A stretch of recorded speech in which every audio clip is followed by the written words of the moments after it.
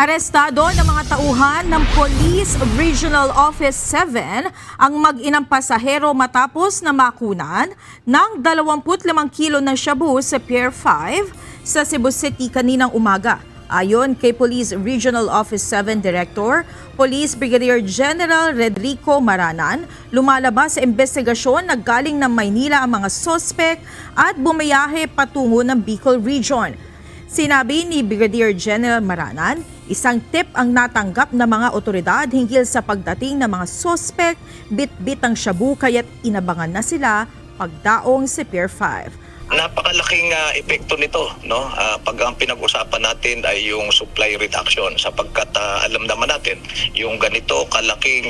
mga huli ay kung hindi natin ito napasa kamay, ay ito'y ititingi-tingi ng gramo-gramo at ito'y ikakalat sa ating mga kakalsadahan at syempre napakalaki ng epekto nito sa peace and order at